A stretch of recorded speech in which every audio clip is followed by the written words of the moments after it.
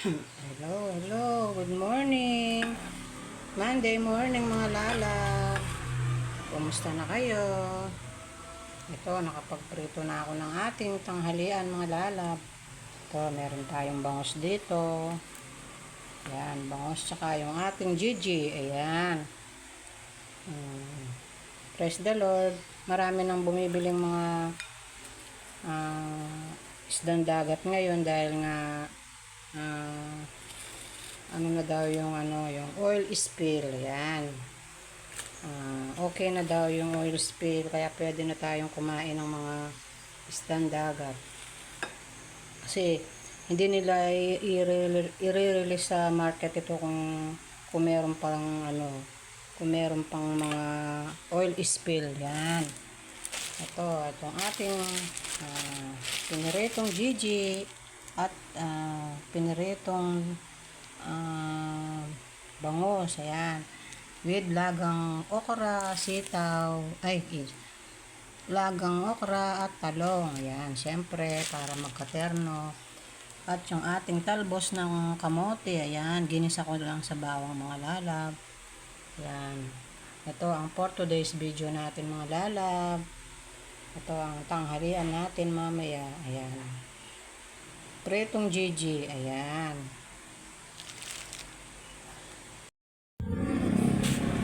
Hello mga lalab.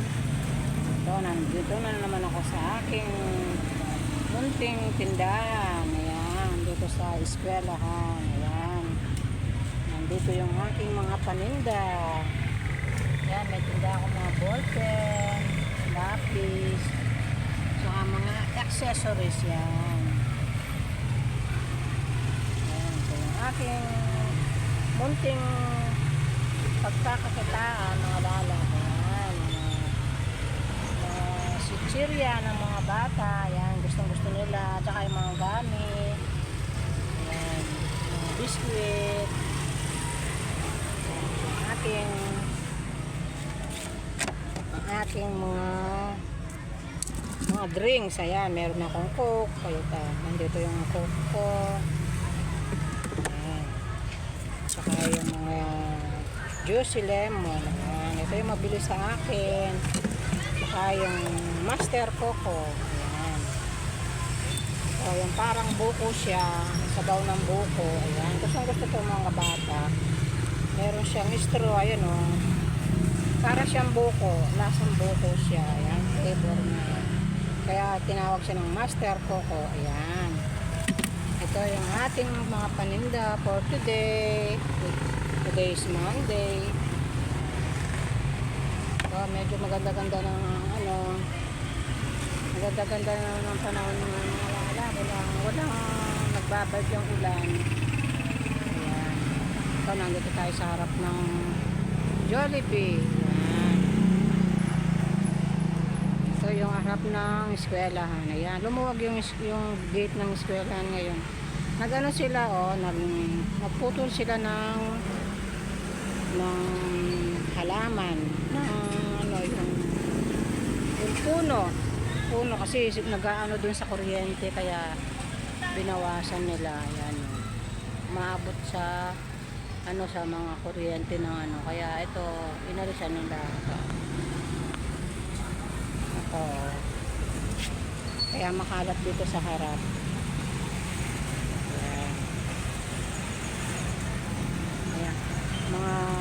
Mga malapit ng magti 3 o'clock lalabas na yung mga lowest grades. Yan. Pero ang nitong mga malalaking estudyante 3:30 ang kanilang labasan talaga. Kaya konting oras na lang ang ating hihintayin para makabenta. Yan.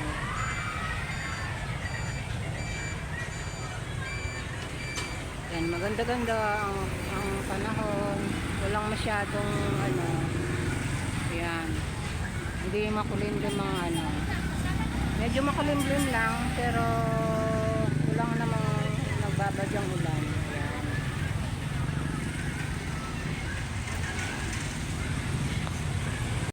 Yan, nandito ako mga lalaba. Yan habang naghihintay ako ng aking mga customer, mga estudyante. Ito,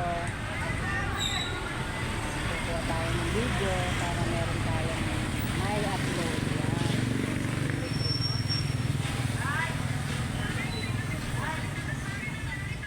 Yan. Medyo presko ang ang hangin. Hindi siya mainit.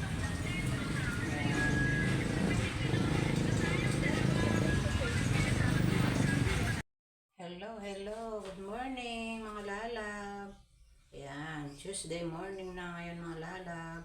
Kumusta na kayo? Ayan, ito, nandito naman ako sa aking kusina. Ayan. At nag-aayos tayo ng ating mga lulutuin. For today's video mga lalab, gagawa tayo ng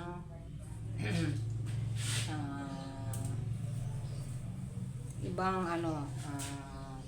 hindi siya ulam, hindi siya kakanin. Ano siya, yung pag kinain natin ito hindi na natin kailangan yung ulam o magkanin. Ano na siya, kumbaga sa Arabo ang tawag nila biryani, pero dito sa ating sa Pilipinas, iba yung biryani natin, ibang klase. Pero doon sa kanila, parang magka-similar ang pagkaluto ang gagawin natin ngayon mga lalap. O, kumusta na kayo? Yan, maganda ang panahon ngayon mga lalap. Medyo mainit din naman hindi siya makulimlim. Ayan. Kahapon mga kulimlim ang panahon, pero konti lang yung ulan natin kahapon. O, kumusta na kayo yung ating mga estudyante pumasok na ba sila sa mga eskwelahan? O yung dalawa kong yung si Ron, ayun, may test daw sila ngayon. Tsaka yung grade 10 ko, mamaya pampasok niya, 12 o'clock yan. For today's video mga lalab, ito, dati na natin niluto to. Ito, pwede itong niluto sa, pag may okasyon. Kahit na walang okasyon, kung gusto mong kumain, pwede tayo magluto. Ito, nag-request yung aming daddy lolo, paborito niya to. Yan, magluluto ako ngayon ng isang potahe na iluluto natin ngayon mga lalab.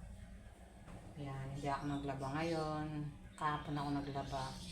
So, papakita ko sa inyo mga lalab, alam ko lang yung mga Kapampangan mahilig din dito sa lutong ito. Yan. So, yung ating lulutuin for today's video mga lalab, ito ay ang bringhe. Sa Kapampangan, ang tawag namin dito, bringhe. Yan. Sa ibang ang tawag din nila dito, arroz valenciana. Yung ang tawag nila sa ibang Pero sa Kapampangan, bringhe ang tawag dito. Ay mga Kapampangan na alam nila itong luto na to.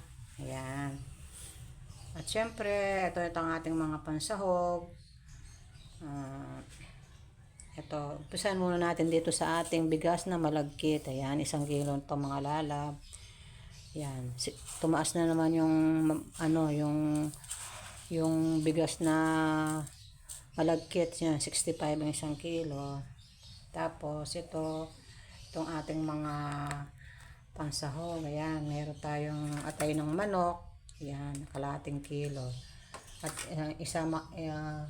ito yung balon-balunan. Pinakulo ko muna yung balon-balunan kasi matigas to kasa dun sa atay. Siyempre meron tayong carrots at saka patatas. Naglalagay ako ng patatas sa ating bringhe. Yan, masarap siya. At siyempre yung ating sibuyas, bawang nandito. At siyempre kailangan natin to yung luyang dilaw. Yan, binabad ko muna para mag ano yung kanyang kulay. Yan, yung kanyang dilaw. Yan.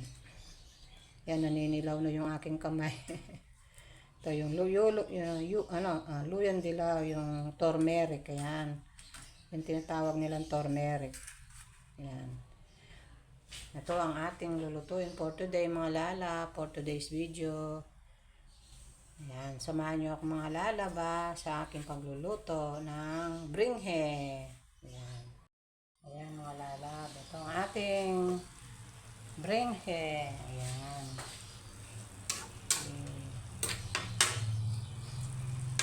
Mamaya ayan natin sa dahon ng saging mga lalab. Ano tayo ng dahon ng saging.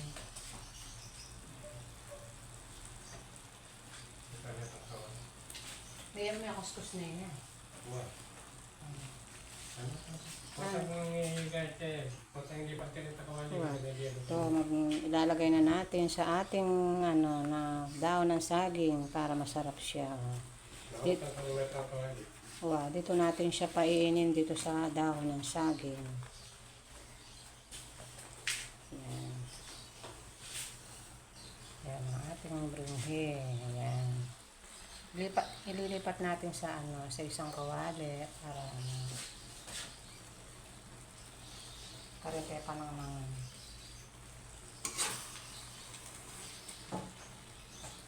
ayun.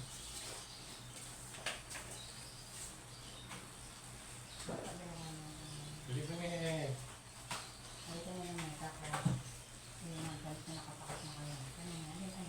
Nakapakas na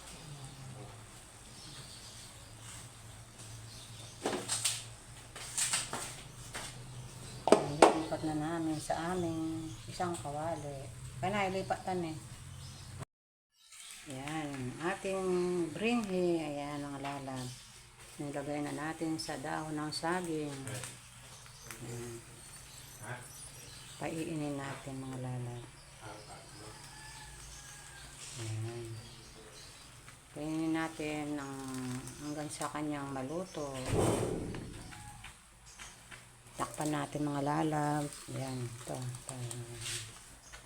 Lagyan natin ng takip para maluto siya. Anong oras siya, 12.